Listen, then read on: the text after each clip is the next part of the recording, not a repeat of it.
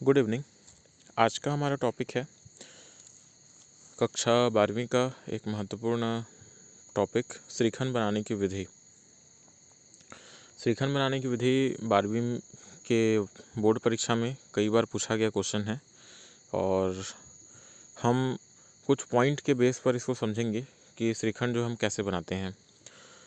इसका उपयोग करके हम आसानी से जो है श्रीखंड बनाने की विधि को जो है समझ सकते हैं। तो स्टार्ट करते हैं हम श्रीखंड बनाने की विधि। अलग अलग पेज पर सभी बातें लिखा गया है। सबसे पहले नंबर पर है श्रीखंड बनाने की विधि में यहाँ से 1 नंबर का क्वेश्चन सबसे पहला तो ये पूछा जाता है, श्रीखंड को हम एक तरह से किण्वित पदार्थ मानते हैं, अर्ध ठोस पदार्थ मानते हैं और खट्टा मीठा पदार्थ मानते हैं। ठीक है, तो पहले हम इसको समझ लेते हैं। क्वेश्चन कई बार ये भी आता है ऑब्जेक्टिव क्वेश्चंस में कि श्रीखंड एक उत्पाद है। ठीक है, तो आपको चारों को याद रखना है कि श्रीखंड एक किण्वित, अर्ध ठोस और खट्टा मीठा पदार्थ होता है जो प्रायः जो है दूध से बनता है।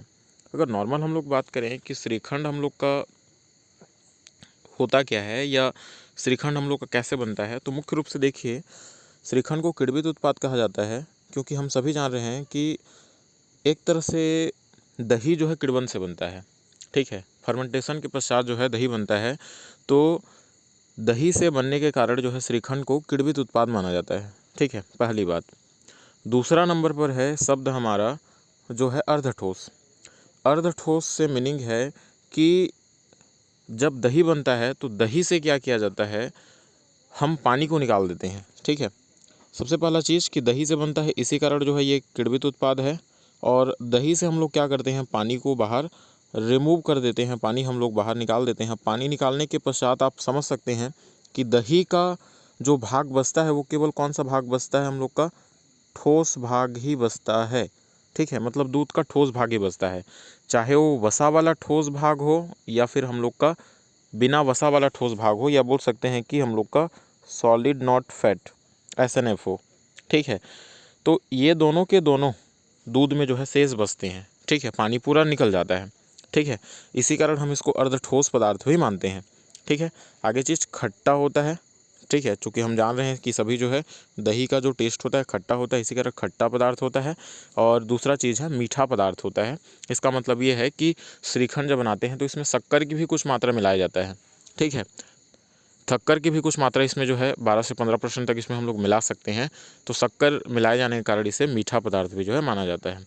ठीक है, तो इस प्रकार से हम बोल सकते हैं, स्टेटमेंट को याद रखना है कि श्रीखंड एक किण्वित, ठीक है, सबसे पहले नंबर पर। दूसरा हम लोग का जो है अर्ध ठोस। ठीक है, और अगले नंबर पर है खट्टा मीठा जो है पदार्थ माना जाता है।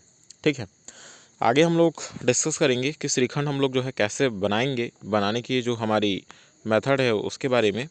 ठीक है, तो सबसे जो प्रमुख महत्वपूर्ण बातें हैं वो सभी जो है यहाँ लिखा गया है। ठीक है, देखिए श्रीखंड बनाने के लिए सबसे पहले तो हमें दूध चाहिए। दूध के बाद हम दूध का दही बनाएंगे। दही के बाद दही से पानी निकाल लेने के बाद हमने एक चीज़ देखा यहाँ कि अर्ध ठोस पदार्थ है। तो कैसे बनता है ये, जब हम दही से पानी निकाल देते हैं तो पानी निकालने के बाद जो पदार्थ बनता है उसको बोलते हैं हम लोग चक्का या मस्का। ठीक है, और चक्का या मस्का अंत में फिर संशोधित होकर के बन जाता है श्रीखंड। ठीक है, तो इस प्रकार से हम देखेंगे सभी पॉइंट में। सबसे पहली बात कि दूध लेंगे हम लोग, तो दूध जो है, दूध की साफ़ सफाई, उसका पास्चुराइजेशन करने के बाद उपयोग करेंगे। तो इस हम कैसे करेंगे उस बारे में चर्चा करेंगे। अगला चीज़ दही बनाना है, तो दूध को हम कैसे दही बनाएंगे, क्या मिला करके दही बनाएंगे जिससे जल्दी दही बनेगा, कितना टाइम तक स्टोर करेंगे जिससे दही बनेगा, इस बारे में चर्चा करेंगे। ठीक है, हम चर्चा करेंगे कि हम जो है दही से हम चक्का कैसे प्राप्त करेंगे और चक्का को फिर हम श्रीखंड में कैसे परिवर्तित करेंगे। ठीक है, तो सभी अलग अलग पॉइंट बेस पर जो है ये बताया गया है। तो आप सबसे पहले माइंड में अपना जो है इस चीज़ को याद रखिए कि हम दूध से दही बनाएंगे, दही से हमको चक्का या मस्का मिलेगा और उसके पश्चात हमको क्या प्राप्त होगा, श्रीखंड जो है प्राप्त होगा अंत में। ठीक है, तो कैसे हम लोग जो है इसको कर सकते हैं, हम आगे जो है टॉपिक पे डिस्कस करेंगे। तो सबसे पहले नंबर पर है दूध। तो दूध हम कैसे लेंगे, ठीक है, कैसे दूध का हम लोग जो है सलेक्शन करेंगे, ये अगला है हमारा अगला टॉपिक है। तो देखिए दूध का चुनाव है। ठीक है, तो हम सभी जान रहे हैं कि जो भी हम लोग दूध लें वो साफ़ लें, है ना, साफ़ सुथरा लें, ताकि हम लोग का अच्छा गुणवत्ता का एक तरह से श्रीखंड बन सके। ठीक है। दूध का जो भी चुनाव किया जाता है उसमें बात ध्यान रखा जाता है सबसे पहला तो कि जो दूध ले रहे हैं उसमें कम से कम मिनिमम जो फैट परसेंटेज है वो 5 से 6% तक रहे, मिनिमम। ठीक है, 5 से 6% तक जो है रहना चाहिए लगभग। ठीक है, तो सामान्य गाय भैंस के जो दूध होते हैं उनका हम लोग आसानी से प्रयोग कर सकते हैं। ठीक है, चूँकि भेड़ बकरियों के दूध में वसा की प्रतिशत मात्रा कम होती है एक तरह से, तो गाय भैंस का दूध श्रीखंड बनाने के लिए अच्छा है। ठीक है, तो वसा की मात्रा 5 से 6% तक होना चाहिए और वसा रहित ठोस पदार्थ की मात्रा लगभग जो है 9 से 10% तक होना चाहिए। तो पहला चीज़ हम लोग को क्या लिखना है, ऐसे दूध का चुनाव करना जिसमें वसा की मात्रा 5 से 6% हो और वसा रहित ठोस पदार्थ की मात्रा 9 से 10% तक होना चाहिए। ठीक है, अगर ये नहीं है इतना तो हमको इसको कैसे करके मैनेज करना है, तो याद रखना है हम लोग को इसको मानकीकरण विधि से हम लोग इसको क्या करते हैं, मैनेज करते हैं। मानकीकरण करने के पश्चात हम लोग इसको इस बिंदु पर जो है निर्धारित कर लेते हैं। ठीक है, तो सबसे पहली बात, ऐसे हम लोग को दूध लेना है। दूध के चुनाव के बाद हम दूध को कपड़े से छानते हैं जिससे उसके सभी जो आँख से दिखाई देने वाले गंदगी हैं खास करके, ठीक है, दूध को हम स्वच्छ कर सकें, स्वच्छ हम साफ कर सकें। ठीक है, तो सामान्य रूप से आँख से दिखाई देने वाले जो भी गंदगी हैं, रेत के कण हैं या गोबर के कण हो सकते हैं, पशुशाला के कोई कचड़े हो सकते हैं, उनको निकालने के लिए हम कपड़े से इसको क्या करते हैं, छानते हैं। ठीक है, दूध को साफ हो सके। अब देखिए, कपड़े से छाना जाता है तो हम एक चीज़ को तो दूर कर लेते हैं, जो आँख से दिखाई देने वाले गंदगी उनको दूर कर लेते हैं, लेकिन दूध में कुछ ऐसे बैक्टीरिया अवेलेबल होते हैं, कुछ ऐसे वायरस अवेलेबल होते हैं जो एक तरह से क्वालिटी को, श्रीखंड के क्वालिटी को ख़राब कर सकते हैं। उनको नष्ट करने के लिए हम दूध का क्या करते हैं, पास्चुराइजेशन करते हैं। ठीक है, तो हम पहले भी हम लोग पिछले क्लास में डिस्कस कर चुके हैं। पास्चुराइजेशन के 2 चरण होते हैं। पहला चरण में गर्म किया जाता है, तो उस दूध को हम लोग 80 से 85 अंश सेल्सियस तापमान पर हम क्या करते हैं, 30 मिनट के लिए गर्म करते हैं। ये सबसे पहला काम।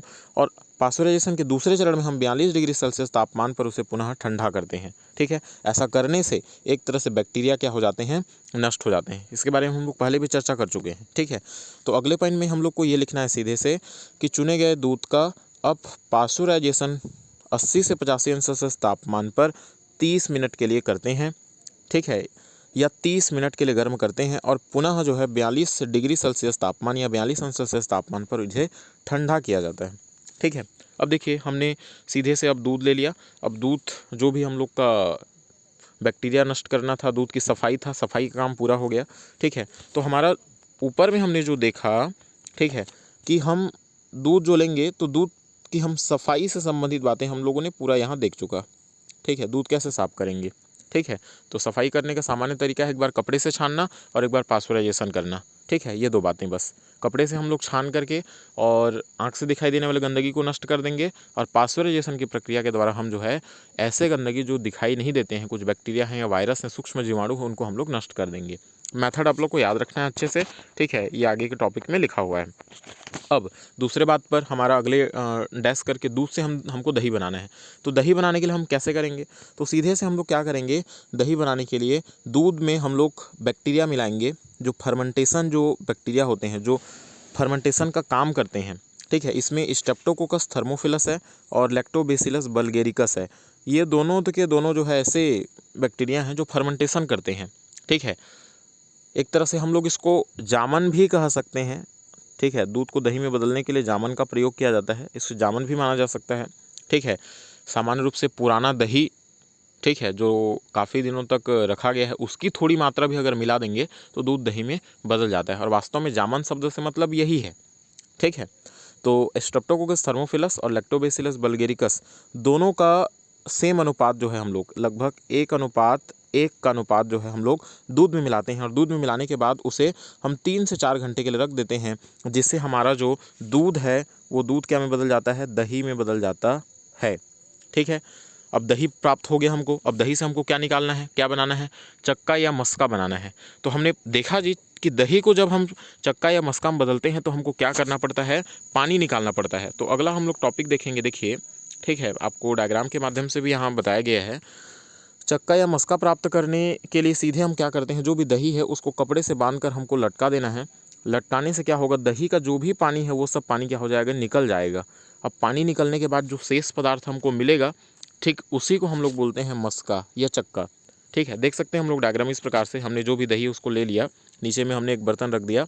ठीक है, सब का सब जो पानी है वो पूरा नीचे निकल जाएगा और ठोस पदार्थ ऊपर जो है बच जाएगा। यहाँ जो शेष बचा हुआ पदार्थ है कपड़े पर, वही वास्तव में हम लोग का क्या होता है, चक्का होता है। इसी को हम लोग चक्का अथवा मस्का जो है कह सकते हैं। ठीक है, आगे हम लोग देखेंगे चक्का या मस्का हमको मिल गया। अब हमको देखिए क्या बनाना है, हमको श्रीखंड बनाना है। तो जो चक्का अथवा मस्का हमको मिला है, ठीक है, इसमें हमने एक चीज़ पढ़ा कि श्रीखंड एक किण्वित, ठीक है, श्रीखंड एक क्या है, किण्वित। तो दही तो हो गया, मिल गया, तो किण्वित उत्पाद हो गया। अर्ध ठोस है तो पानी निकल गया तो अर्ध ठोस हो गया ऑलरेडी हम लोग का। और आगे नंबर पर एक चीज़ आया है हमारा कि ये खट्टा मीठा पदार्थ है। ठीक है, खट्टा। और दूसरे नंबर पर है हमारा कि मीठा। चूँकि दही का है तो खट्टा होगा ही, अब मीठा है तो हमको क्या मिलाना पड़ेगा इसमें, शक्कर। तो जो भी हमारा यहाँ चक्का मिला है, इस चक्का में हम लोग क्या करते हैं, प्राप्त जो मस्का है अथवा चक्का है उसमें चीनी मिलाते हैं। जो भी खाने का रंग है वो हम लोग मिला सकते हैं। कोई भी फ्लेवर सुवासक पदार्थ है, उदाहरण के लिए केसर है या अन्य और ड्राई फ्रूट्स हैं, उनको हम लोग मिलाते हैं और मथते हैं अच्छे प्रकार से। ठीक है, मथने का उद्देश्य होता है अच्छे से वो मिल जाए। ठीक है, और मथने के पश्चात जो है उस मिश्रण को हम 2 से 5 अंश सेल्सियस तापमान पर भंडारित करके रख देते हैं, जिसके पश्चात हमें 2 से 4 घंटे पश्चात जो है श्रीखंड खाने योग्य हमारे पास तैयार हो जाता है। ठीक है, और यही पदार्थ हमारा क्या होता है, श्रीखंड होता है। ठीक है, तो इस प्रकार से हम जो है श्रीखंड बनाने की विधि को इन सभी बिंदुओं के माध्यम से स्पष्ट कर सकते हैं। ठीक है, उम्मीद है सभी को समझ में आया होगा कि श्रीखंड हम कैसे बनाएंगे।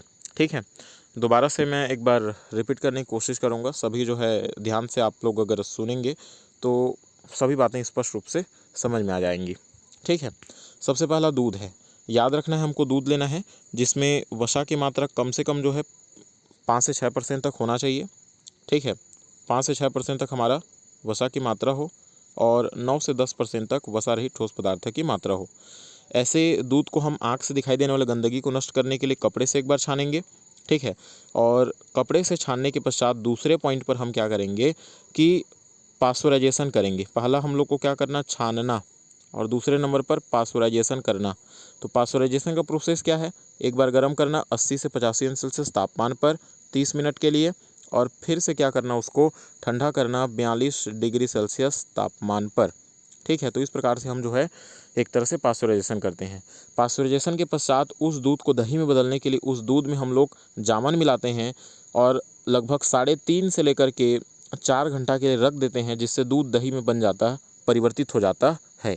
दही को चक्का अथवा मस्का बनाने के लिए दही को हम कपड़े से बांध करके लटका देते हैं, जिससे पानी निकल जाता है, और ऐसे पदार्थों को हम चक्का अथवा मस्का कहते हैं।